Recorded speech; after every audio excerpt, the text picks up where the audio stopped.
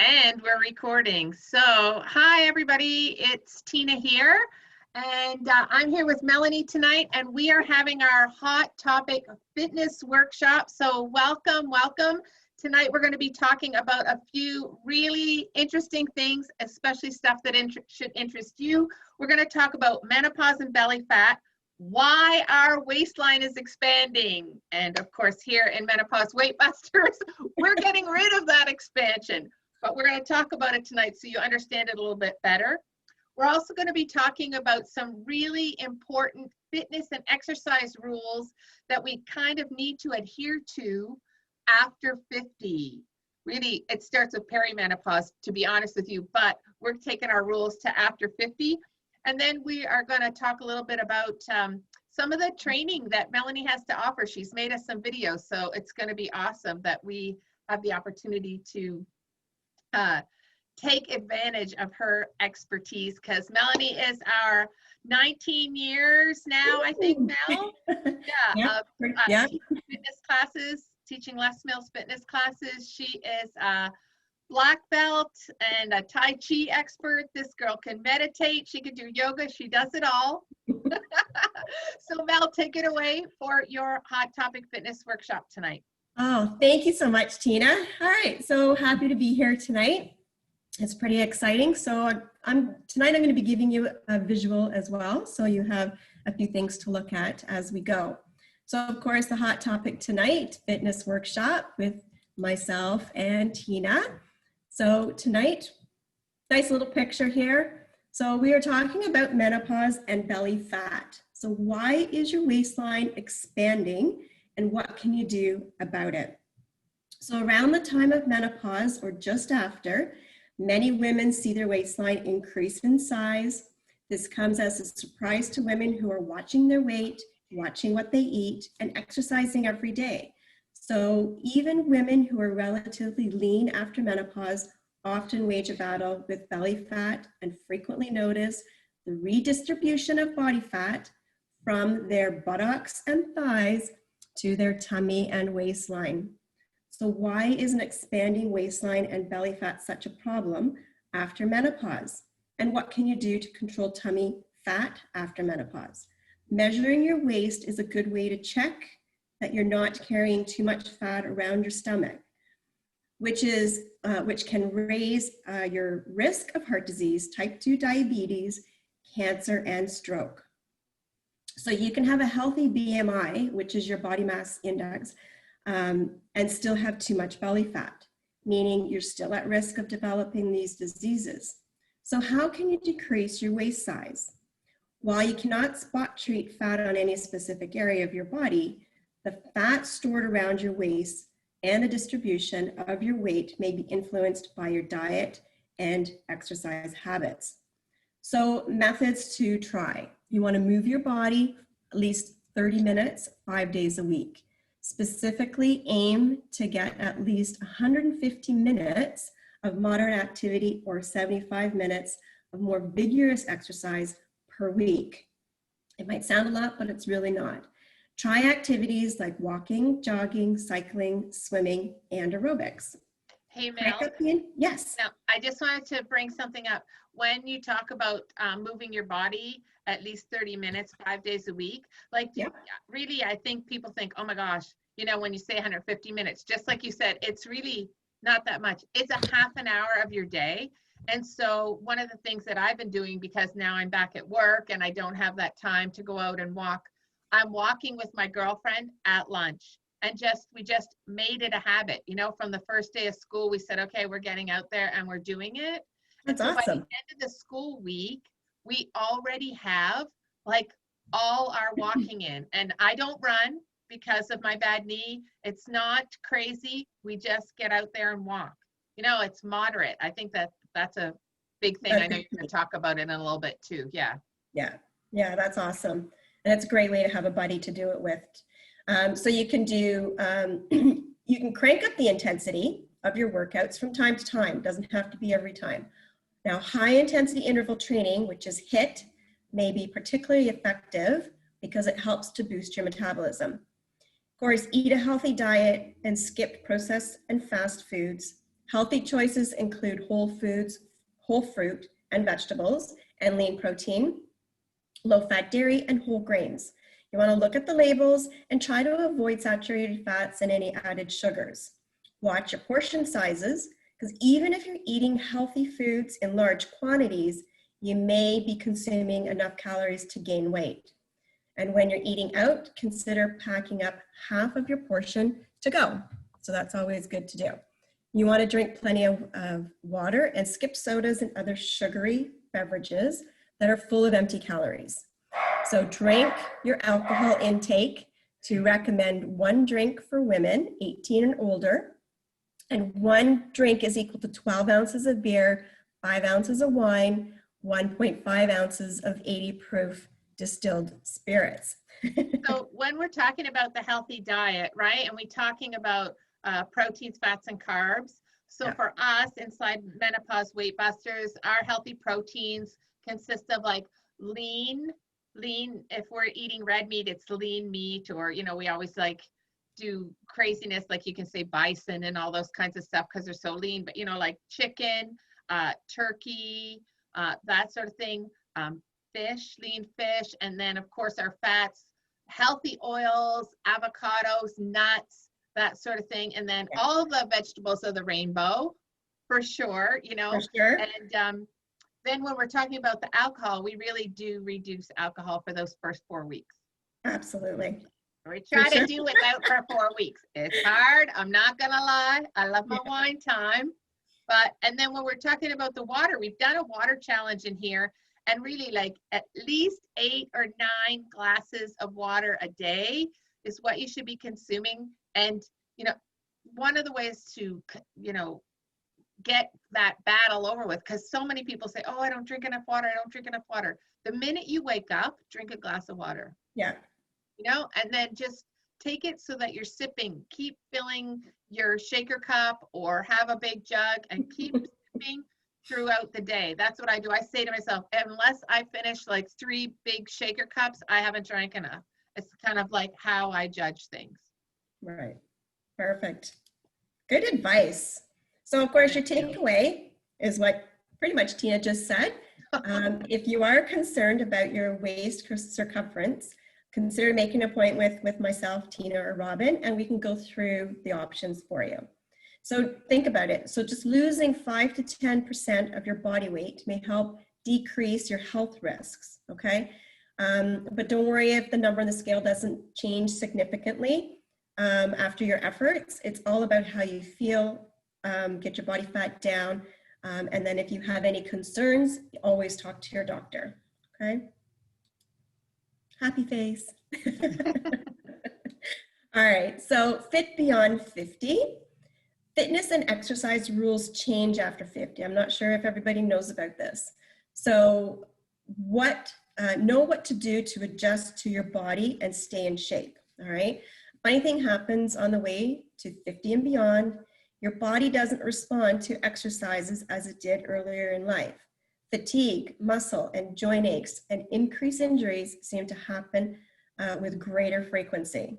So unfortunately, it's not your imagination. It happens to the best of us as a natural consequence of aging. And in fact, some of the standard fitness rules no longer apply, at least not in the same way as they did when we were 30s or even in our 40s. So how the rules change after 50 and how to stay injury-free as you age.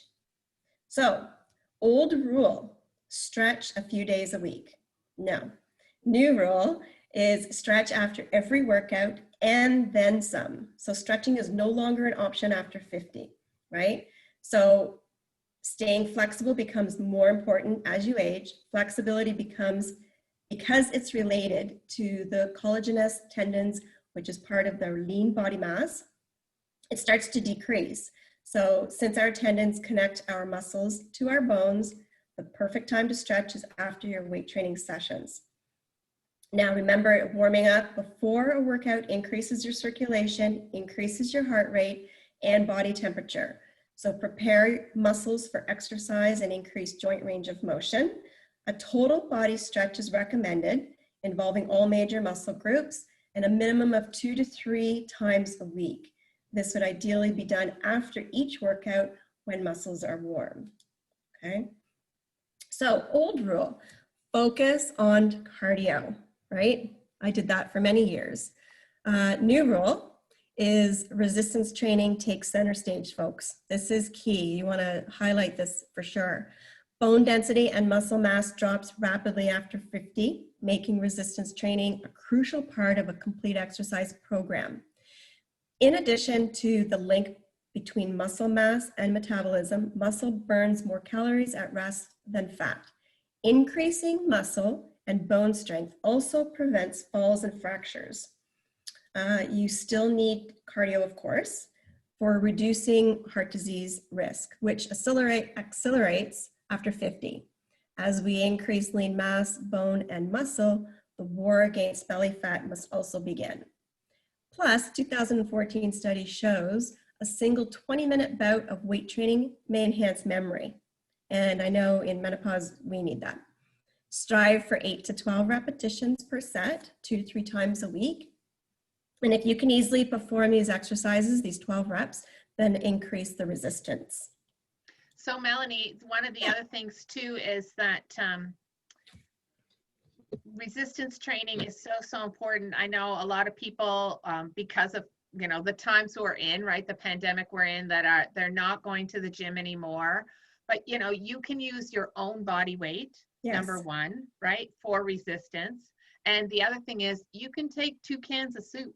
Like, it doesn't take a lot. It's not about like lifting big heavy weights for us. It's just about having a resistance against gravity, that sort of thing. But I mean, really what you have to ask yourself is, if you're feeling stiff or out of shape or unable to, do the things that you used to do now, what is that going to be like in 20 years?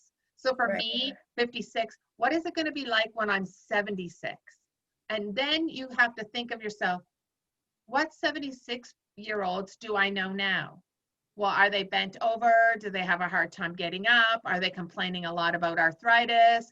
They aren't strong enough to lift a box, all those sorts of things. And there's like a generation of women, probably just before ours, that are in that situation. We're the first really active generation. So what I always think about is, man, when I'm 70, I want to be able to lift something down from a shelf. I want to be able to reach for it. I want to be able to bend over and pick something up. I want to be in my garden and not, like have to crawl around for 2 days after because I'm so sore. Those are the things that we really, really need to consider at our age at this time. Yeah, and really body weight is ideal. There's so many exercises that you can do. And I'm going to be posting some other exercises that we can do at home with no weights and just using our body weight. So that's awesome. They'll be pretty good for you. So I think everybody will enjoy that. All right, so the next one, the old rule, slow and steady cardio works best. That's an old rule. New rule is use interval training to pump up the fat burn. So going for an easy stroll with a friend may be a great way to, get fresh air, but it won't do much for calorie burning. So continue cardio for its heart health benefits, but focus on intervals, since interval training for 30 minutes versus moderate continuous exercise decreases belly fat. Moderate continuous cardio does not. Okay, you may need to read that again. Interval training involves alternate bouts of high intensity cardio with rest or easy periods. Intervals create an afterburn effect called EPOC, which stands for excess post-exercise oxygen consumption. This is a state in which your body continues to burn a higher rate of oxygen and calories after you finished your workout. So that's what you really want to have. How many calories for how long depends on the intensity of the intervals. Okay, so I just want to jump in for 1 second, because I know when somebody reads that, they think, oh my gosh, well then I can't go for my 30-minute walk and it's not going to do enough. But I can tell you that if you're walking outside and you're walking on the street, what sometimes Marta and I would do would be, we would say we want to go really hard between telephone poles. Right. So from one big telephone pole to another, like, because I can't run because of my bad knee, right? I mean, we super power walk, right? And then we would rest maybe for 2 telephone pole lengths and then go hard for another one. Let's say you're out walking in the trails. You can look at your watch and you can say, I'm going to walk really hard for 1 minute. And then I'm going to go slow for 4. And then I'm going to go walk hard for 1 minute. Or you find an area that has an uphill. And you're going to say, okay, it's a long gradual uphill. I'm going to go up this. I'm going to turn around. I'm going to relax on the way down. I'm going to go hard on the way up until you get that 30 minutes in. So you can create your own intervals that way, even though you're including it in just going for your 30-minute walk. You can start to increase. And the other tip, sorry to keep interrupting you. The other thing that I do is I always try to do a little something after work. I've just switched up my workouts because I was walking a lot at work and doing my workouts when I came home, and I was finding I was really tired after work. So we've actually decided that we're doing our walks at home when we get home after work, and we're doing our workouts at school. But I always try to do something tiny before I start making supper, because then I think I've revved my metabolism up. So when I go to eat, my metabolism's still running for a bit of the night. Okay, I'm done. Perfect. That's great. Well, see, that's the thing when, those types of things are great to post in our group, because everybody does something. And, you might think that nobody cares what you're saying, but that's awesome information, and you're going to help somebody else in our group. So, this is for everybody to post little things like that. Even if you think it's nothing, it can be something great for somebody else. Yeah, right? we love people contributing, for sure. And we're all at different levels. So, and I mean, I'm certainly not perfect. I get information. I do a lot of, I search out resources and things like that. That'll help me because, if I get bored with something.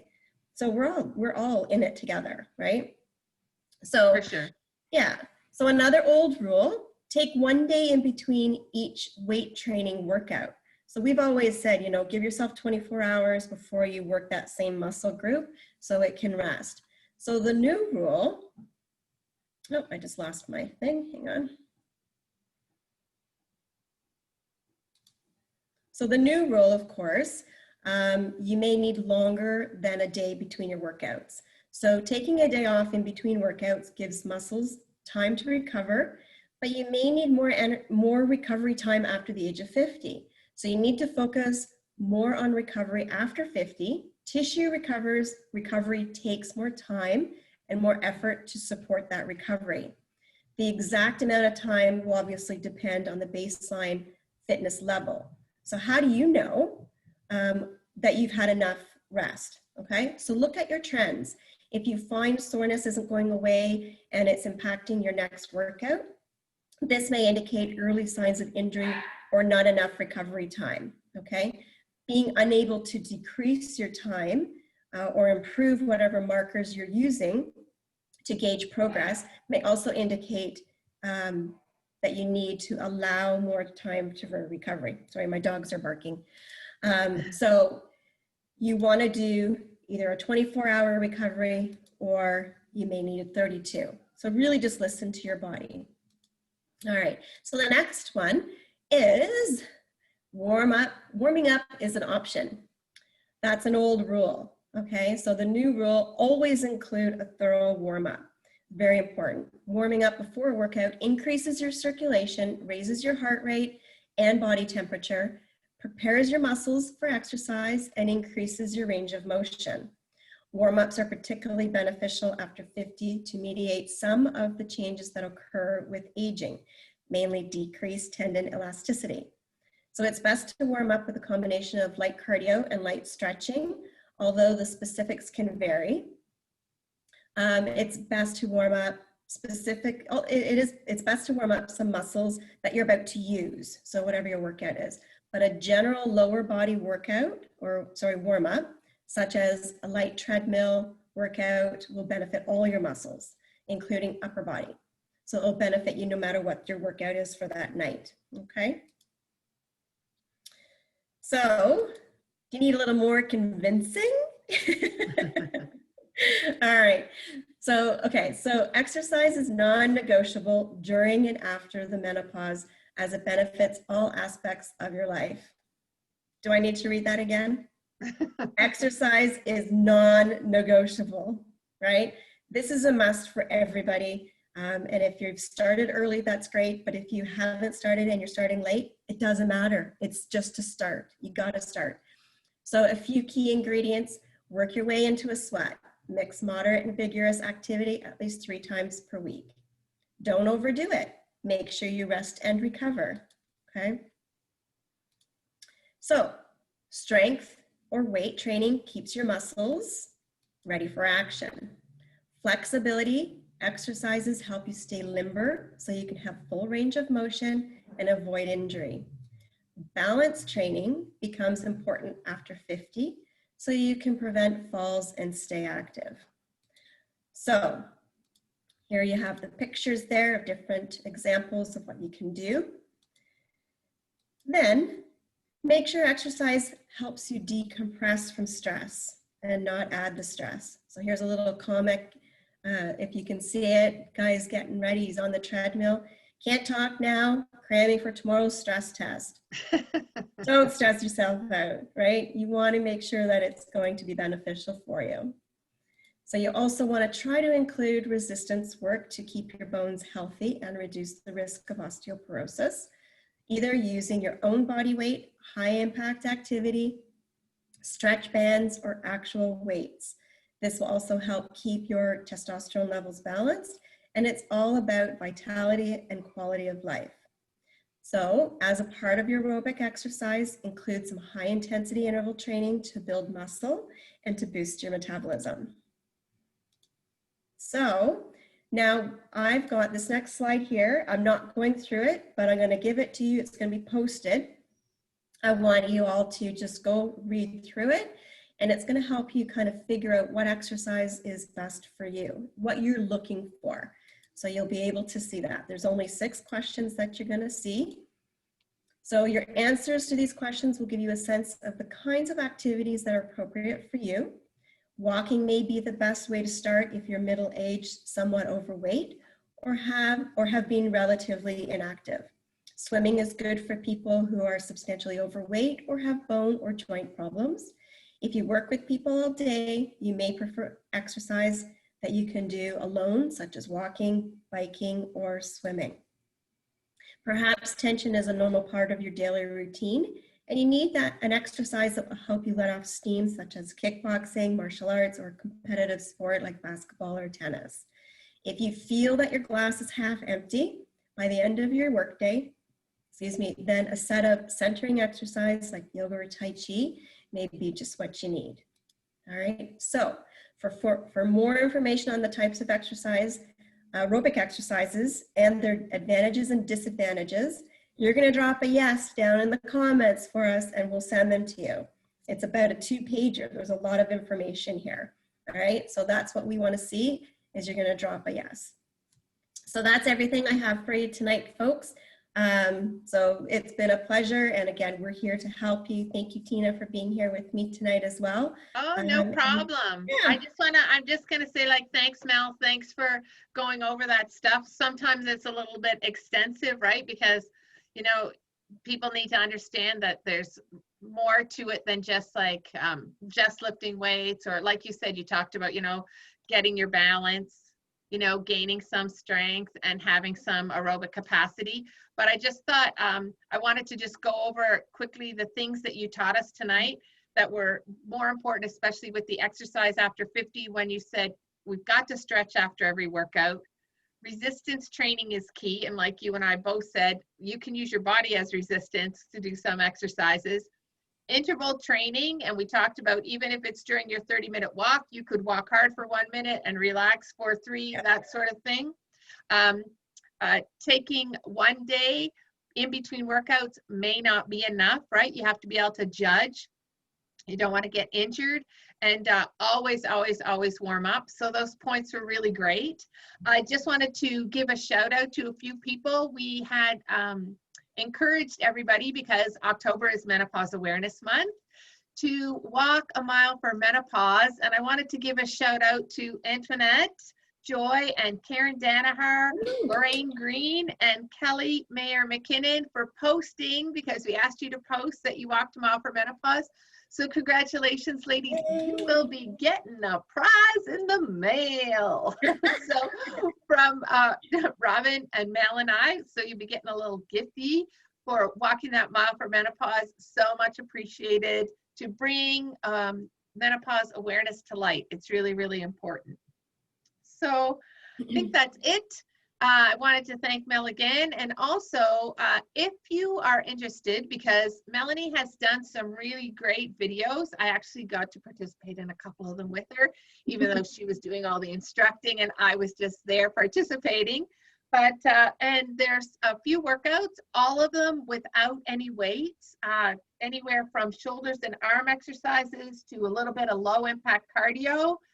We did some training utilizing a bench and just some stuff outside. You could do it in your basement or in your living room, but between 4 and 20 minutes. If you are interested in seeing some of those exercises that Melanie led me through, then I think you should drop a little something in the comments, and hopefully we went on an hour early tonight, so hopefully some of you will watch this in a replay and yeah, say yes, I want to see those exercise, Mel, because we're going to make her post them regardless, because I love them. I thought they were really good. Anyways, that's it for us tonight. Thank you for coming on, and give us a shout out. Congratulations to the 4 ladies in the group who participated. Yes. Congratulations. Walk a mile for menopause. Yeah. And Mel, thanks again. So we'll see you guys next week. Bye. Great to see you. Bye.